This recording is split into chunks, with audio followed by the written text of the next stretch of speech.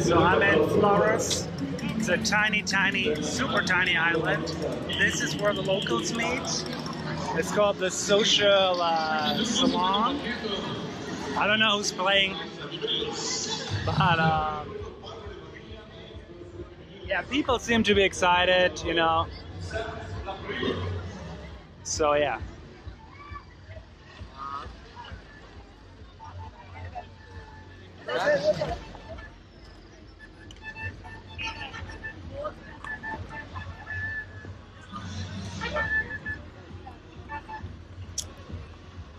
What you can see here is a bridge that connects Flores to the mainland.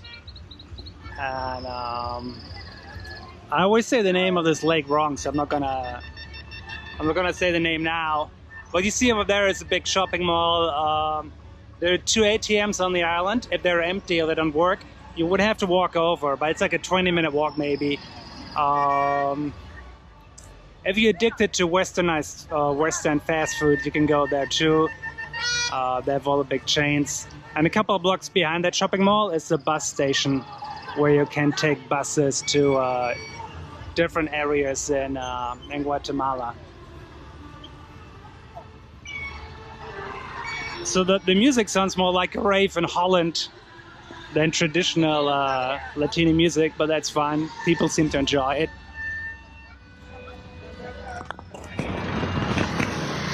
Alright, I just walked down from over there where the party's happening. Behind me you can see the bridge. This is a sign that welcomes you to the island of Flores. And right behind here is another sign.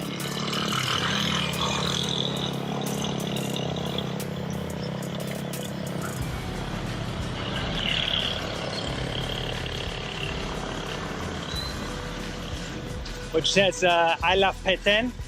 That's the area of Flores, Santa Elena, which is the area on the other side of the bridge, and the next suburb. So I'm gonna give you a little walking tour of the island. The island is super small, and it's all cobblestone streets, and some of the smaller streets that go up and down. It's pretty nice, super safe. All the hostels are on the island too. I don't think there's a hostel in Santa Elena, and there's nothing over there of interest. It's much nicer to be over here. I'm staying at a place called Doña Goya. I'm paying about $6 for a dorm bed. That place is super clean, super nice. And that's on the... Price-wise, that's more on the bottom. Most people, they stay at hostels that cost about 70 quetzales, so that would be $10–11. I'm paying $5.50, $6. So definitely shop around, and there's no need to book ahead. What?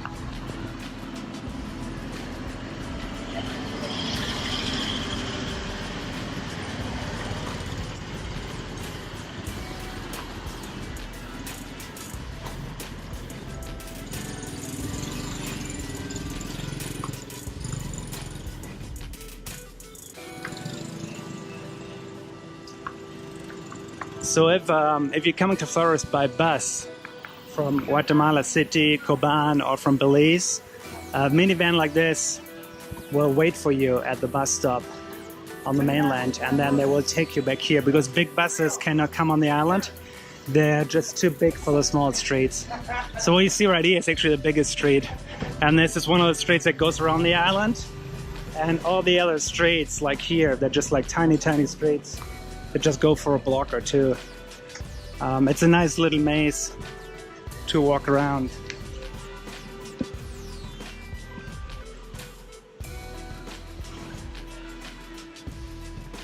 As far as supermarkets go, I haven't seen a real supermarket. They're just like small shops. Unlike most of these small tiendas in Latin America, 95% of what they have is cookies, potato chips, and sodas. So if you want to find something else, even fresh fruits, they're not going to have it.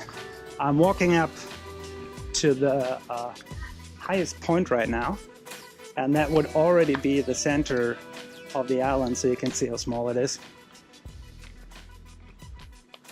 And from there you have a good view of the island, the lake, and the surrounding areas.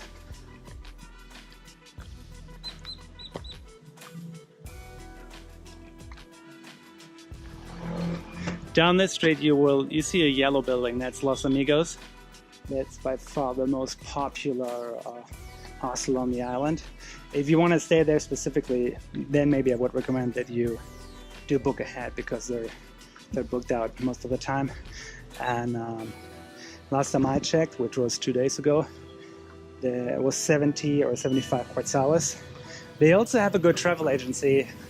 They don't do their own tours, but they work as a third-party operator, as most of the places you do, but they're very reliable.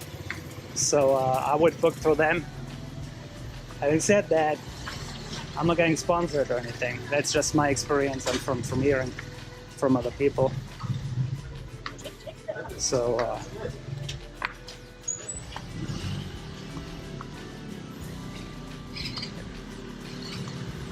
so this is the central square on top of the island. There's a church over there, big Guatemalan flag, basketball court, and right here the kids play football or soccer, depending on where you come from. And at night it's busy with the locals. You don't really see tourists here, and the island has a very nice, chill, sleepy vibe. It's really, really relaxed, but it doesn't feel like a tourist trap either. Unlike Cayacar, here the locals still live here. And another thing about Flores is there are no mosquitoes here, so you can easily hang out here at night and no mosquito is going to bother you. So it's nice to get a breeze, if you're lucky enough to have a breeze at night. Right now it's spring. It's been 41 Celsius every day, and if you're lucky it goes down to maybe 27 at night, and if you get a little breeze, it's cool. So at night all this is going to be full with people. And here you can see the lake. So I'm already on the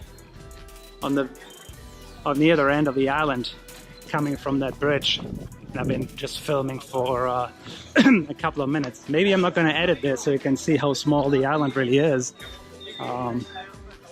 Very chill, very relaxed, really nice, super clean, super safe. So might also be a good place if you just want to hang out somewhere for cheap, recharge your batteries, chill, not do too much. This might be a good place for you. This is where people hang out at night, sit, drink and eat, to look over.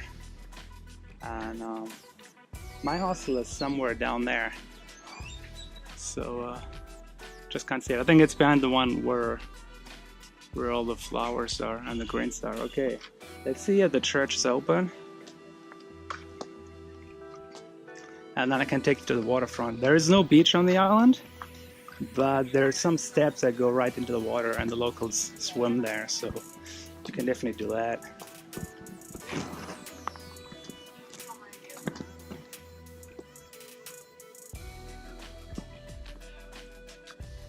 As you can see, all these shops are really small and they're always open, although it seems that the lights are off. If the door is open, they're open for business. And the people here are not pushy at all. No one is trying to really hard, you know, to sell you something. They don't even ask you once. If they do ask you once, that's it, just one time. And that's it. So that's one of the 2 churches. I think there are only 2. There might be more. I don't know. I was here yesterday during service. The lights are out and nothing's happening there, so I'm not going to go inside. Yeah, I was here yesterday evening during service, and I didn't want to walk in and film because, you know, that might be okay in some places, but here it didn't seem like they would tolerate that, and that's fair enough, you know.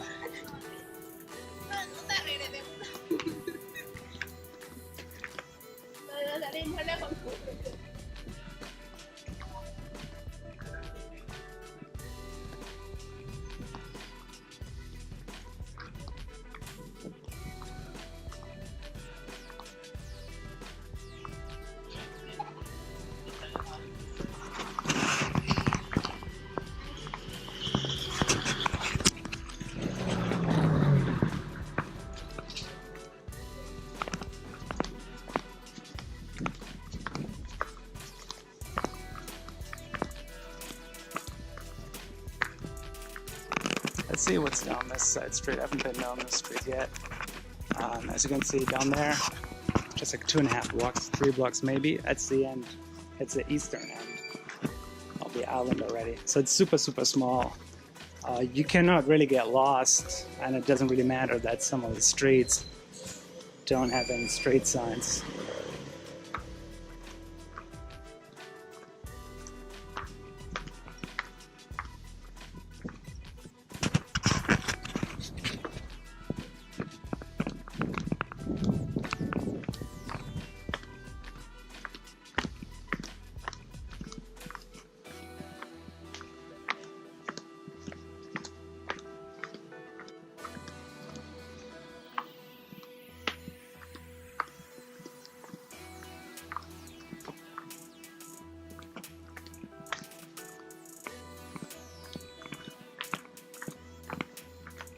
Ahora sí, ¿no?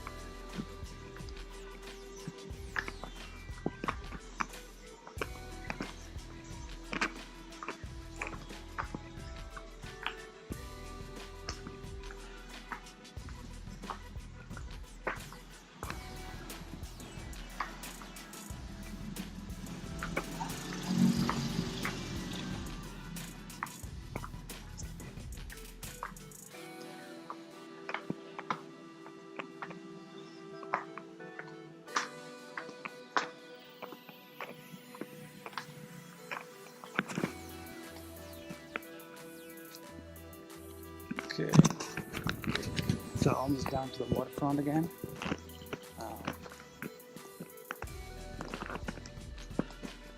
I've been here over the weekend too, and even on the weekend it's not much busier or less busy. It's always the same.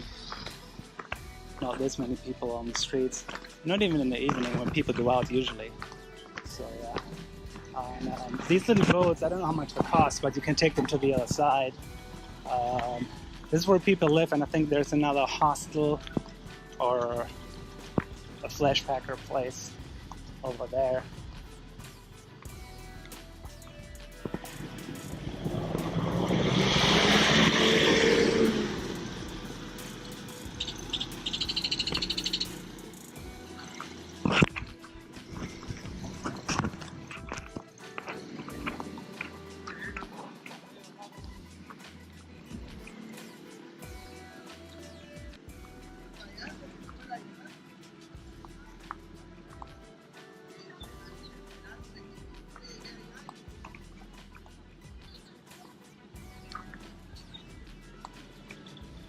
Okay, this is one of the areas where the locals swim. I haven't seen any tourists swim in here yet, but it's for everyone. So, yeah.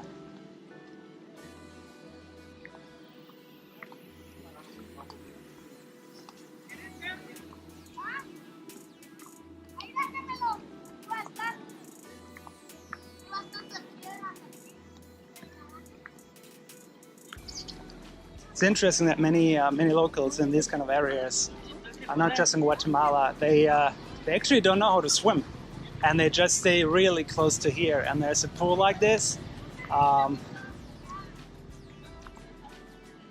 It's interesting that not all, or at least most of the people living in an area this nice with so much water don't know how to swim and don't like to really go out into the open water. This is a lake anyways, it's not the ocean. So yeah, you see some hotels here, and most of them are pretty empty. So I figure if you go to a real hotel and you want to stay here for a couple of days because you're planning a lot of day tours, it should be fairly easy, you know, to bargain and get a deal, because they're all empty, you know. Just tell them you're going to be here for 4 or 5 days and make a deal. For me, I don't want to do that. You know, the cheapest option for me is a dorm room, and that's fine. So I don't need any of that extra stuff. But people have different tastes and needs, so that would be an option. Over there, that is actually the mainland, because the lake has a weird shape, and this is like the far end of the lake. This is not an island, what you see. There's small islands over there, and in the far back, that's the mainland again. So, yeah. On this side, I'm going to show you a little bit more of how the locals live. These birds, I hope you can see them. There are lots of them, and around sunset, they make a lot of noise, which I like. Yeah, there are like tons of them.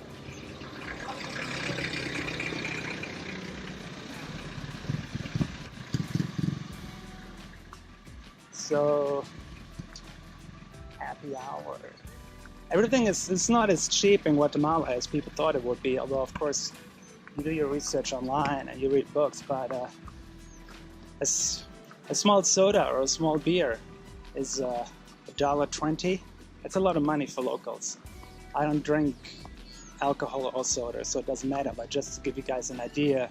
And a liter of water costs about $1, which is expensive too, because you end up drinking a lot.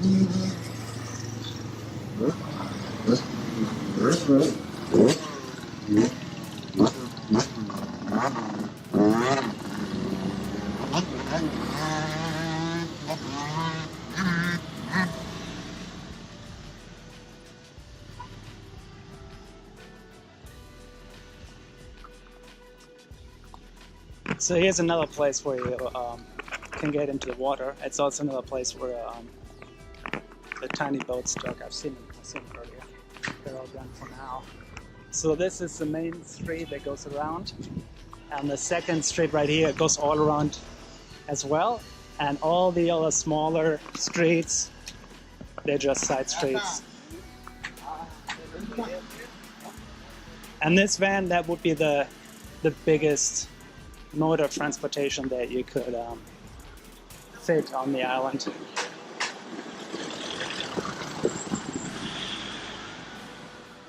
So here you have it. Your typical Flores scenery, souvenir shops, tour operators, restaurants. All the restaurants are always empty because there are not this many people here right now. I don't know when the main season is. This is a nice little side street right here.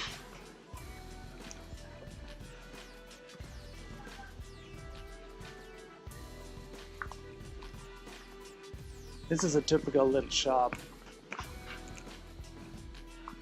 And most shops here, they're open until 10 or 11 p.m. And there's a shop around the corner that's open 24 hours. So if you need something, you can just go to that place on the corner. And, because the island is so small, you will definitely be less than 10 minutes away from that 24-hour store. All right. So I'm almost back at where the party was. The party is one more block behind that building right there. And this is poster Fuente del Norte or the two big companies, bus companies. One's called Fuente del Norte, FDN, and the other one is called Mayadoro, which means the Mayan gold. And both companies, it's actually one company that runs under two different names. And I had to take a bus from Belize City to here, and the bus was really bad. AC didn't work most of the time, which is like fine, you know. The bus was like 25 years old at least, super dirty, grimy, run down. I can live with that, no problem. But they charge $25 for that ride, which is a lot of money in Central America. $25 here is serious money. So look into alternatives and other buses. There are no colectivos here. I haven't seen any colectivos here. I've seen some minivans that are actually colectivos, but they only go for a couple of miles. That's it. So yeah, look for alternatives.